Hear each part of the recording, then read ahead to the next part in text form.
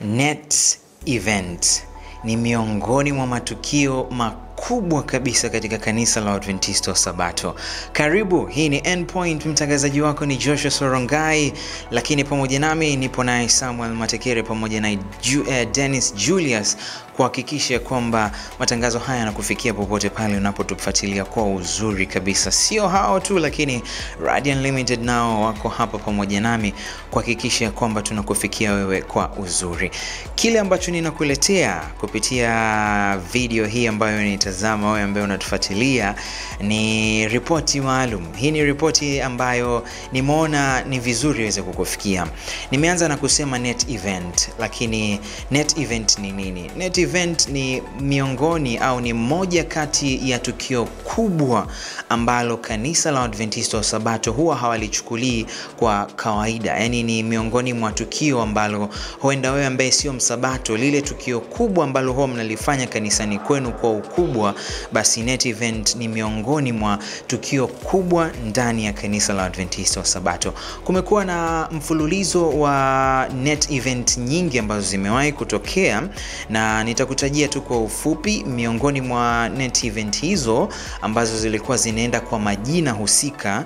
Ni pamoja na Uhuru Hatimaye, ambapo mhubiri mkuu alikuwa Jonas Singo; Ushindi Hatimaye, ambapo mhubiri mkuu alikuwa David Mbaga; Maisha Hatimaye, ambapo mchungaji Geoffrey Mbwana alikuwa ni mhubiri mkuu; lakini Ufunuo Matumaini, ambapo mchungaji Mark Finley alikuwa ndiye mhubiri au mnenaji mkuu; lakini kuna Uzoefu wa Nguvu za Mungu, ambapo Baraka Mganda ndiye alikuwa mnenaji mkuu; Nyumbani Hatimaye, Paul Semba; Mungu Kwanza, Carlton Bird; lakini Tumaini Litokalo Juu, mchungaji Lucas Nzungu; Amani Tokayo Juu, mchungaji Godwin Lekundayo; Shangwe Katika Njia Yake, Mark Malekana alikuwa ndiye mnenaji mkuu; lakini pia kuna Ukweli Unaokuweka Huru, ambapo mchungaji David Makoi ndiye ambaye alikuwa mnenaji mkuu; Nyayo za Matumaini, mchungaji Paul Semba; Yatosha Jangwani, ambapo mnenaji mkuu alikuwa Magulilo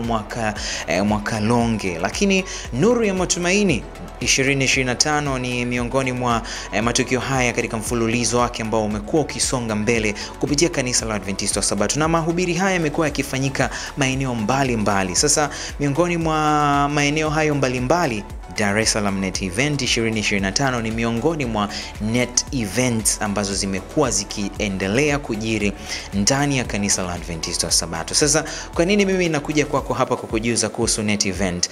Hili ni tukio, kama nilivyokuambia, ni tukio kubwa ambalo kanisa la Adventista wa Sabato au waumini wa kanisa la Adventista wa Sabato wanalichukulia kwa ukubwa. Sijui unanielewa? Yes, sasa kubwa ambalo nimeona liweze kukufikia kwa uzuri kabisa, ndugu mtazamaji. Tumekuwa tukipita mtaani kwako kupitia net event Kitaa, ambayo tuliweza kupata ripoti nzuri ambazo zilikuwa zinahusisha watu ambao wanabarikiwa moja kwa moja maeneo husika. Tulikuwa pale Magomeni, tukazidi tukapita mtaani, tukapata kutambua ni namna gani watu wanabarikiwa, na miongoni mwa mahubiri haya ambayo yanazidi kusonga mbele kutoka pale Magomeni, watu wamebarikiwa kupitia masomo ya kaya na familia. Lakini ni mnenaji mkuu, kama walivyosikia, walikuwa wanasema ya kwamba unabii unaelezewa kwa njia rahisi sana. Mimi naweza nikasema ni AI ambayo ilitoka Kenya ikaja hapa nchini Tanzania kutuelezea unabii katika njia rahisi sana. Unaweza kusema ya kwamba unabii ni mgumu, unabii sioelewi. Umefuatilia net event wewe? Ukajua? Umefuatilia? Nenda sasa.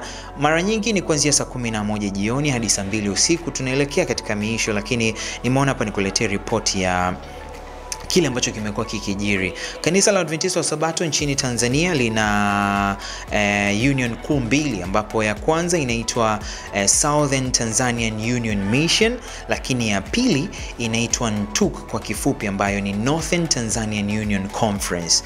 Na hii inajumuisha conference mbalimbali na field mbalimbali ambazo zipo kaskazini mwa Tanzania na kusini mwa Tanzania. Sasa ndani ya nchi ya Tanzania, yani nikisema Tanzania hapa, tuna majimbo makuu mawili.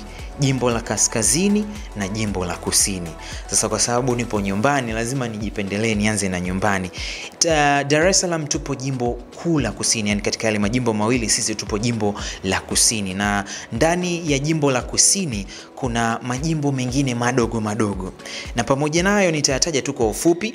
Na hii ni ripoti ya mwendelezo wa matangazo haya ya Nuru ya Matumaini kupitia jimbo la kusini mwa Tanzania, yani Southern Tanzanian Union Mission, ambapo kuna CTF wamebatizwa watu 50, lakini ECT wamebatizwa watu 128, na SEC hii ni SEC wamebatizwa watu takriban 112, lakini SHC Southern Highland Conference huko wamebatizwa watu 158, bila kusahau LTF wamebatizwa watu 114, ambapo jumla kuu hadi kufikia siku ya Jumamosi watu ambao walikuwa wamebatizwa Jumamosi iliyopita, watu ambao walikuwa wamebatizwa ni watu 562.